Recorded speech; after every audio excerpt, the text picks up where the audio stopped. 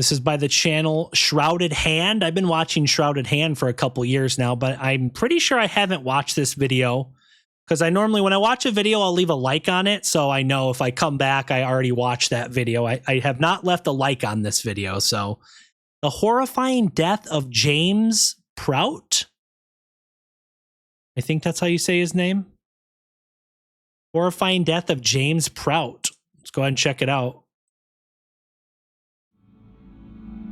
Hello everybody, Shrouded Hand here. I want to talk about a murder that happened in 2016 quite close to where I live in the northeast of England. Maybe I've just missed it, but I haven't seen it getting spoken about much, and as you'll see, it's got some extremely disturbing details. So, this is the murder of James Prout. I said it right, Prout. To understand this murder, we have to look at the circumstances surrounding it and the close-knit lives of a small group of people. James Prout, known as Jimmy to his friends, was a vulnerable adult with learning difficulties. What's my favorite genre of metal underground?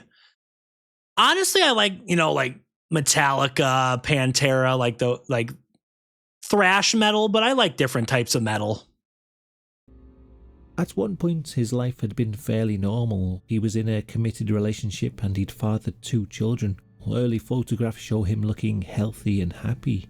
However, in 2006, his relationship ended and Jimmy Prout's life descended into one of homelessness and petty crime.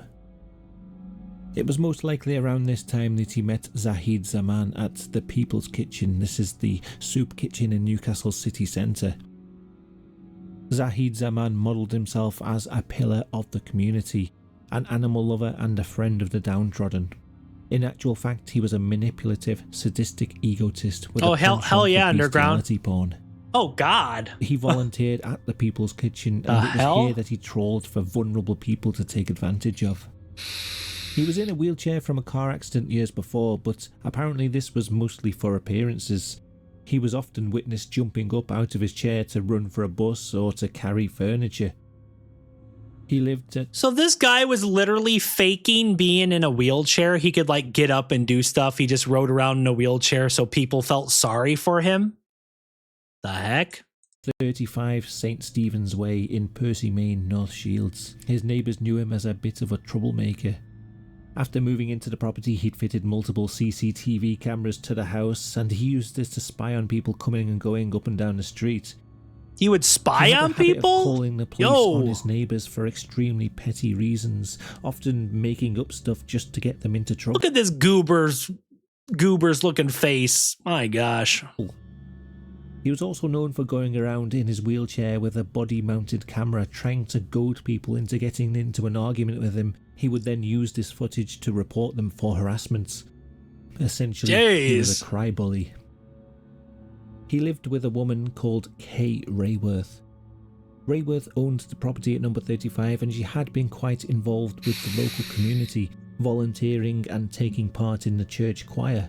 However, after her husband left in 2004, the now isolated Rayworth turned to drink and began using internet dating sites to meet men for casual sex. Oh God. It was through one of these dating sites that she met Zahid Zaman, and he moved into her home in 2007. What a bum.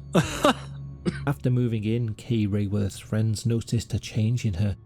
She became isolated and withdrawn. She stopped taking part in community activities and seemed to lose her outgoing personality. Behind the scenes, Zaman was slowly taking control of her life. Bro, why are you in a wheelchair if you can walk, bro? With a hammer. He stopped her children from visiting the house, and he put cardboard over the windows to stop people seeing inside. Oh my God, bro. Kay what a Rayworth weirdo. Also owned a property around the corner, number 75 St. Stephen's Way, and she rented it out. Yeah, what a scummy dude. The timeline is a bit unclear here. Jimmy Prout met a woman named Anne Corbett at the soup kitchen. The two of them started a relationship and moved in together at number 75. In 2009, Zahid Zaman met a woman called Myra Wood on Facebook.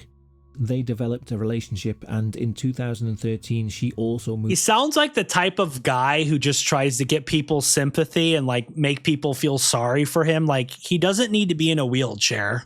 He can walk, and he like finds these women to date or like to be his girlfriends just so he can like move in and live with them, because he probably doesn't have any fucking money. So he probably finds these women. He's like, oh, I'm going to move in with you because I have nowhere to live and I'm broke. Moved into number 75. Similar to Kay Rayworth, Myra Wood's family noticed a change in her after she got involved with Zahid Zaman. He had set about systematically isolating and controlling her just like he did with Rayworth. Yeah, Peck, he seems like a bum.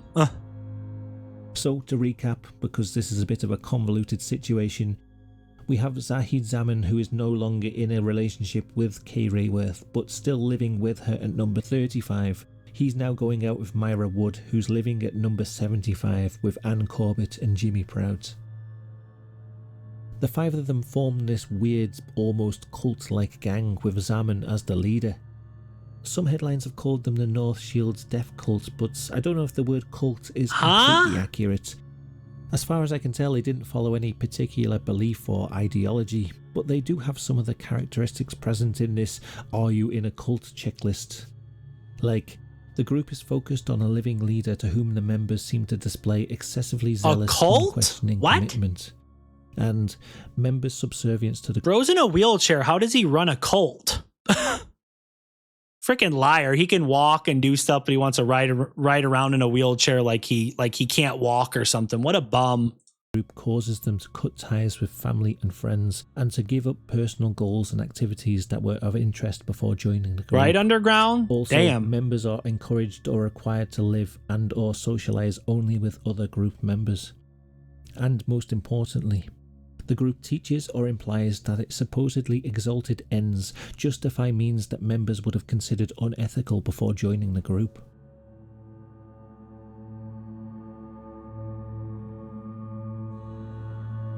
Jimmy Prout's role in this gang was basically the dog's buddy. He was constantly made to run errands and do odd jobs for the rest of the group. It seems what happened to him? In the hierarchy of the gang, he was at the very bottom. It also looks like he became the group's scapegoats. The women of the group, fearful of violent repercussions from Zaman, would pass the blame for their own transgressions down to the lowest member of the gang. As violence and abuse became normalised within the group, they would have taken their own frustrations and fears out on Jimmy. Damn, poor guy. I feel bad for Jimmy. Jeez. Jimmy Prout lost a huge amount of weight during his time at St. Stephen's Way. I don't know whether he was deliberately starved. Food restriction is another method of control within cults. It could have just been caused by the poverty and the stress of the situation, but photographs... Dang, why does Jimmy have bruises all over his arm? It's like they were beating poor Jimmy up or something. Man, that's really sad. Photographs of him in 2015 show a shocking change from his earlier life. Yeah, he looks way healthier before. Would see a serious escalation in the violence. Isaiah, what are you talking about, bro? Burning hatred for Ann Corbett's brother, Ivan. Possibly this was because Ivan was seen as an outsider to their gang. He would occasionally stay at number 75 with his sister, but he wasn't part of the core group. Zaman accused Ivan Corbett of stealing tools from him. Ivan had moved out of number 75, so none of the gang could actually get hold of him. Instead, they directed their anger at Jimmy Prout, accusing him of not doing enough to help them recover the stolen items. He became the target of an escalating series of attacks. It's not known who exactly... I'm not sure what Isaiah's talking about, Underground. Later, when questioned, the gang members would all blame one another in an attempt to absolve themselves of responsibility. Sometime in mid-November 2015, Jimmy was severely beaten and stabbed. He didn't seek medical help until the 27th of November when he attended the North Tyneside General Hospital. The doctor who treated him said he had bruises to his arms, head, face, legs and back. That's crazy. His left shoulder, left upper arm and scrotum. Hell? His left shoulder was also fractured. The stab wounds to his scrotum seemed to be a prelude to a much more gruesome attack that would come later, and a sign perhaps that the violence was becoming sexual in nature. Yeah, Isaiah, you don't have to get all angry if someone doesn't say hi to you in the chat, man. Just chill out, okay? Go check the weather.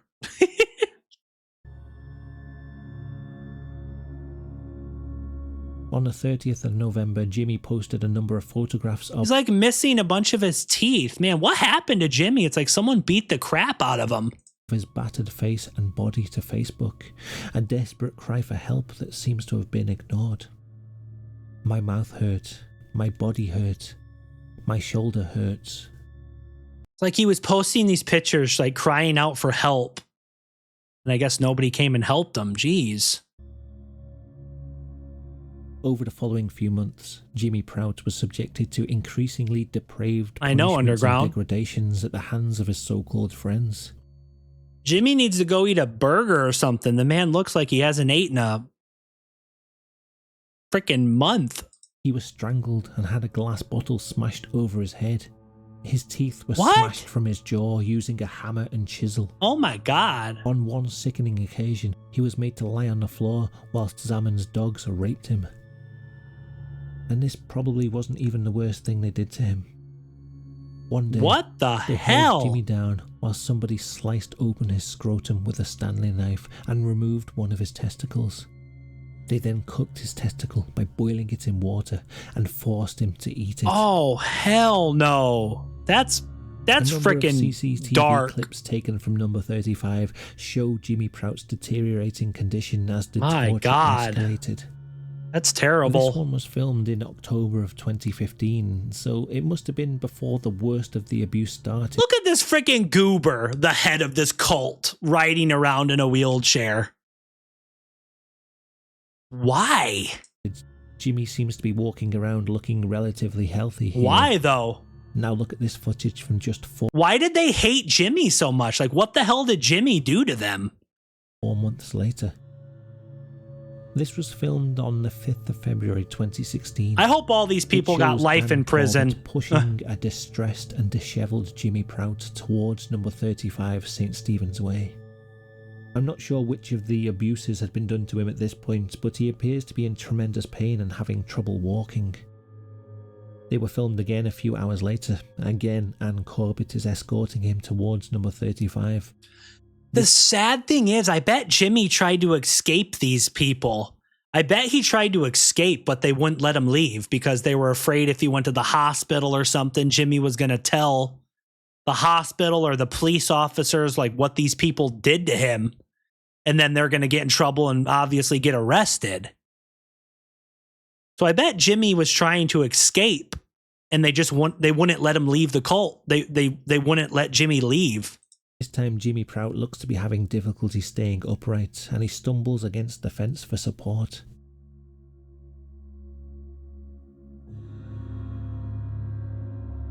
The following day, poor guy, my God. This time, Kay Rayworth That's and terrible. Ann Corbett are escorting Jimmy Prout to number 35, holding on to him like a prisoner. Yeah, they're not letting him leave. Man.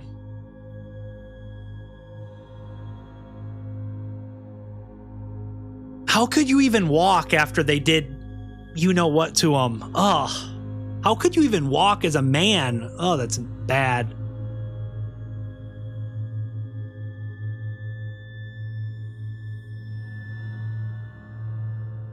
Notice the expression on his face.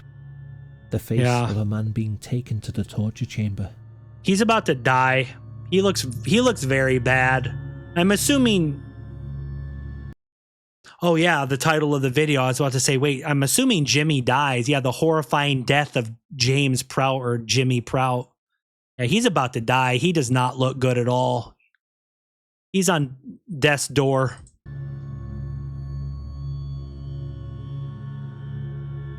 At around 9:45 that night, the gang are seen leaving the property. Kay Rayworth aggressively grabs Prout in the process.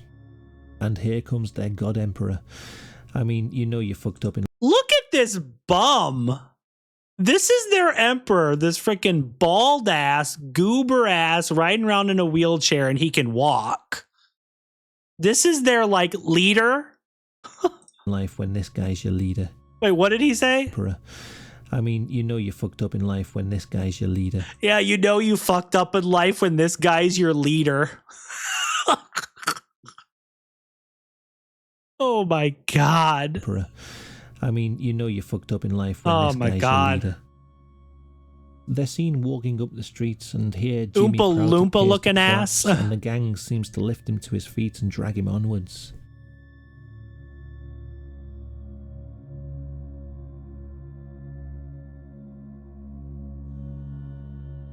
Yeah, Jimmy's about to die.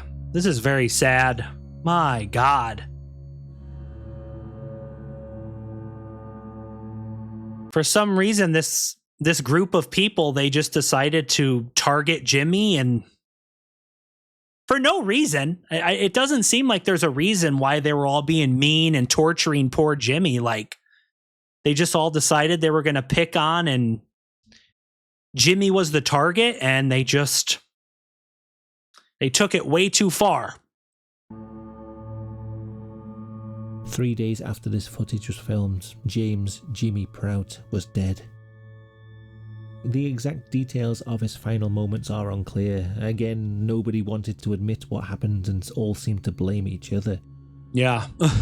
At 5:02 a.m. on February the 9th, Myra Wood texts Zahid Zaman saying, "That bastard had me awake all fucking night," referring to Jimmy Prout.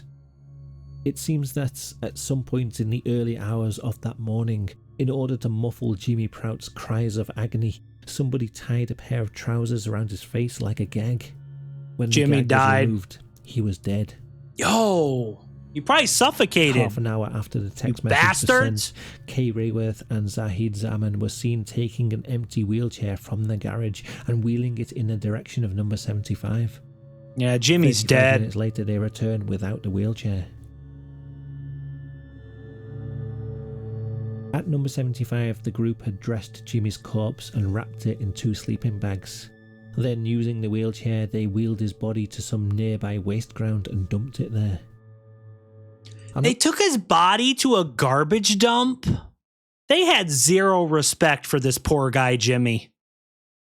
How freaking sad. Not sure of the precise location, but the newspapers describe it as a waste ground barely 100 metres from number 75 Right, Hank? and next to the A187. I believe that puts it somewhere in this area. From number 75, there's a wheelchair accessible route that goes under the 187 and emerges in this area, so I imagine that this is the route that they took his body. Freaking messed up. These are some Later evil that night, people. They had a bonfire in the garden of number 75. Most likely they were burning evidence that linked them to the murder. Yo. In the days following the killing of Jimmy Prout, the 4 remaining members of the group made a real show of asking around the neighbourhood to see if anyone had seen Jimmy, feigning concern at his sudden absence. At some point they even returned to Jimmy's body to steal his bank card, which I feel like there's so many crimes that happen that it's just like the major question is why? Like, why? What did Jimmy do to these people that made them like hate him so much? Like, why? they used to withdraw money from his bank account on a number of separate occasions. So they killed him and then they freaking started taking money out of his bank account. These freaking stupid ass people. The body remained undetected for over a month, but something changed in the group dynamic around the end of March. It's been speculated that Ann Corbett was threatening to go to the police, or at least they suspected that she would, and so they hatched a plan to frame her as being solely responsible for the murder. They're gonna frame her? Oh man. On the 25th of March, Zaman called the police sounding like he was in a state of shock. He said that Ann Corbett had attacked him. He then handed the phone to Kay Rayworth, who confirmed what Zaman was saying. The police came to number 35 to speak with Zahid Zaman, and he handed them 3 sheets of paper. He said that Ann Corbett had attacked him with a hammer, and in the ensuing struggle she had dropped these papers. When Zaman read them later, he realised that it was a handwritten letter in which Corbett confessed to killing. Oh, what did he say? Underground, they have something out of whack in their brain. That's mostly why it happens, but it's no excuse to hurt someone. Some people need serious mental help. Yeah, Underground, I couldn't agree with you more, man. There's so many crimes that happen, you know, that it's just like, why did this happen? Like, what is the reason? And it's just, I think there's two reasons. Either people are just evil, they're just flat out evil, or second, the person or people committing the crime have serious mental issues and they need help. Or they're evil and they have mental issues. So that's a bad combination. Jimmy Prout. The police weren't fooled by Zamon's story. The next day, Zaman, Wood, and Rayworth were all arrested. On the 27th, Corbett was also brought in for questioning. That same day, police found Jimmy's body on the wasteland. During interrogations, all four members of the group underground, to throw one another under the bus whilst minimizing their own involvement in the murder. Then when they all get caught, they start turning on each other. Good friends, right? They start turning on each other and blaming the other person for the crime. As further evidence was presented, typical their stories and scumbags excuses changed as they attempted to wheedle their way out of the blame.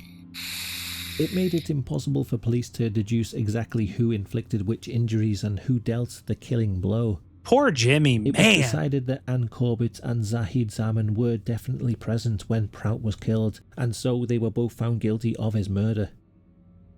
Zaman, as the ringleader of the group, was given life with a minimum of 33 years. Corbett was given life with a minimum of 27 years. For some reason, it wasn't as easy to prove that Myra Wood and Kay Rayworth were present at his death. They were found guilty of causing or allowing the death of a vulnerable adult, but cleared of murder or manslaughter. What? Now, I don't really understand how you can be guilty of causing someone's death, but not guilty of manslaughter or... Yeah, how does that make any sense? Myra and Kay. Guilty of causing or allowing the death of a vulnerable adult, but not guilty of murder, or they should have at least got manslaughter. But actually, they were the reason. I think Myra and Kay were involved in torturing and doing terrible things to Jimmy. So they're guilty of causing the death of him, but they should also... He wouldn't have died if it wasn't for them. So therefore, they're guilty of murder. That makes no sense at all. Or murder. I guess that's why I'm not a lawyer. Rayworth was given 12 years in prison. I'm not a lawyer either, but but 9 years. Although those numbers don't really mean anything, as 5 years later, Wood and Rayworth were both released. England and its laws. And basically look at England right now. It's being overrun with freaking illegal migrants now in freaking England and other places, and the police aren't doing anything about it. Just look it up, guys. Freaking England needs to get their laws together. A slap on the wrist. The UK. And so, there you go. A depressing story with a depressing ending, and I hope I thoroughly spoiled your day. Actually, I hope you find the video. Shrouded Hand just said, I hope I spoiled your day. Well, yeah, this is definitely not like a happy-go-lucky story. Jeez. Well, this was the horrifying death of Jimmy or James Prout. And all I can say is rest in peace to him. He definitely did not deserve to die that way. That's incredibly sad. Incredibly sad and messed up. People can be evil. Unfortunately, it's just the world we live in, you know? It's just the world we live in. There's good people, but there's also very bad people in the world.